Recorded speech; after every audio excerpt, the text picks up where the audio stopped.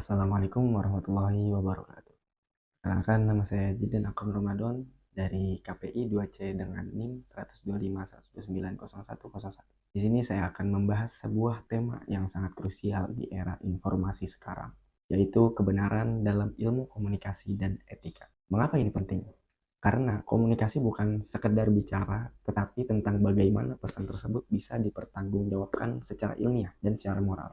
Pertama, kita harus memahami apa maksud dari komunikasi, kebenaran, dan etika itu sendiri secara terminologi. Berdasarkan KBBI, Kamus Besar Bahasa Indonesia, kebenaran adalah keadaan atau hal yang cocok dengan keadaan sesungguhnya, yang mendapatkan konfiks atau imbuhan gabung ke an yang berarti benar, jujur, dan tidak salah. Secara istilah, kebenaran adalah kesesuaian antara pernyataan pemikiran atau keyakinan dengan fakta nyata. Jadi, sesuatu disebut memiliki kebenaran jika ia nggak hanya logis secara bahasa, tetapi juga teruji secara fakta dan disampaikan dengan kejujuran. Sedangkan etika menurut Kamus Besar Bahasa Indonesia atau KBBI adalah ilmu tentang apa yang baik dan apa yang buruk, dan tentang hak dan kewajiban moral. Jadi, etika adalah ilmu dan sistem nilai yang digunakan sebagai pedoman untuk menentukan mana yang baik dan buruk, serta benar dan salah dalam perilaku manusia. Setelah kita sepakat bahwa etika adalah standar perilaku, muncul tentang tantangan-tantangan baru, yaitu bagaimana kita menentukan kebenaran di balik itu. Pada buku Etika Filsafat Komunikasi karya Muhammad Mufid, Kebenaran, halaman 67-68, secara etimologi, kata benar mempunyai arti tidak salah, lurus, dan adil. Contohnya dalam kalimat hitungannya benar. Yang kedua, sungguh-sungguh, tidak bohong. Contohnya dalam kalimat kabar itu benar. Yang ketiga, sesungguhnya memang demikian halnya.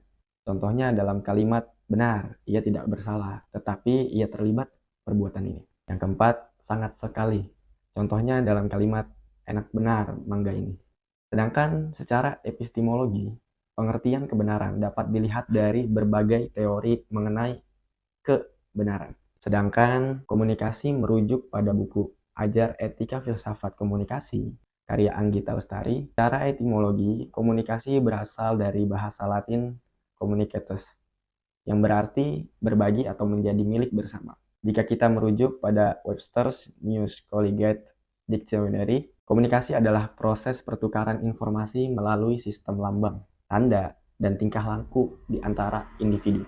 Lalu, apa itu etika? Dalam Jurnal Pendidikan Integratif volume 5 nomor 4 tahun 2024 yang berjudul Gagasan Utama dalam Etika dan Filsafat Komunikasi, halaman 1, etika berarti ilmu tentang apa yang biasa dilakukan atau ilmu tentang adat kebiasaan. Etika sering disebut sebagai filsafat moral yang menyoroti kewajiban-kewajiban manusia. Sementara itu, kebenaran dalam komunikasi bukan sekedar panduan cara mengetahui sesuatu, tapi memiliki dimensi normatif yang memengaruhi integritas, kejujuran, dan tanggung jawab kita dalam menyampaikan pesan. Seperti apa yang saya kutip dari Jurnal Budi Pekerti Agama Kristen dan Katolik volume 3 nomor 4 tahun 2025 yang berjudul Teori-teori Kebenaran sebagai Fondasi Etika Keilmuan halaman 30. Menurut para ahli, Dr. Effendi menyebutkan dalam Jurnal Dakwah dan Komunikasi volume 6 nomor 2 tahun 2012, pengetahuan ilmiah dan kebenaran dalam ilmu komunikasi.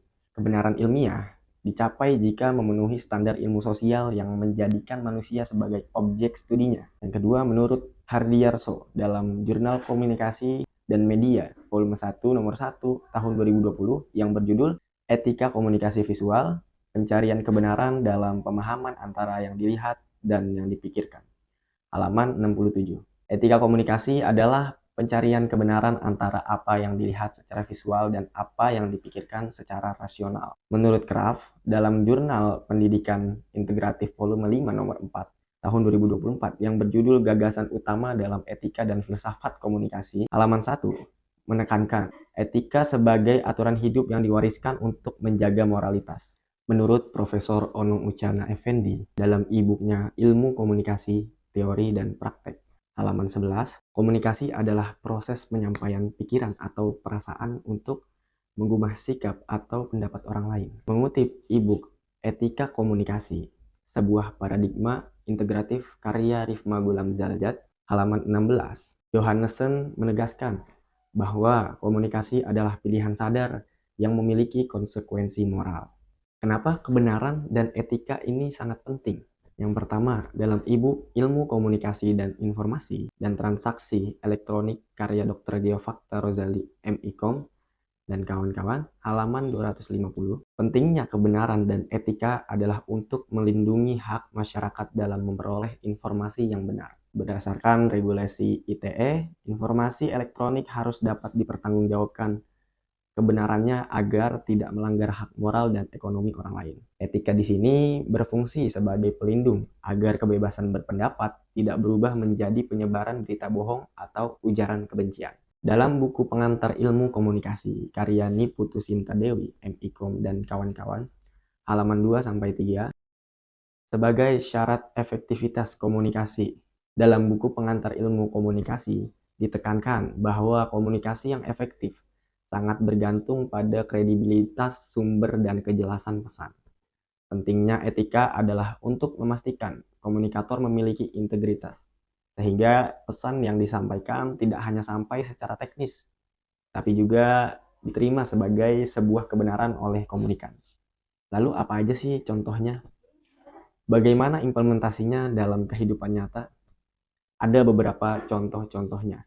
Yang pertama, yakni verifikasi berita atau check and recheck. Ketika kita menerima berita di grup WhatsApp misalnya, contoh penerapan kebenaran adalah mencari sumber aslinya sebelum percaya. Dan contoh etikanya adalah tidak menyebarkannya jika pesan tersebut bisa memicu kebencian. Yang kedua, transparansi publik.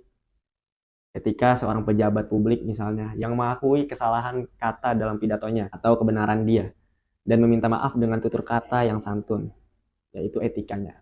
Yang ketiga, etika dalam berdiskusi. Dalam forum presentasi seperti ini, menyampaikan sumber referensi secara jujur adalah bentuk kebenaran ilmiah, dan menghargai pertanyaan audiens adalah bentuk etika komunikasi.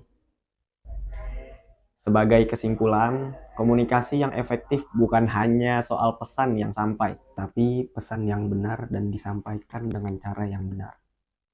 Dengan memegang teguh etika dan kebenaran, kita ikut membangun peradaban yang lebih cerdas. Demikian presentasi dari saya. Kurang lebihnya mohon maaf. Wassalamualaikum warahmatullahi wabarakatuh.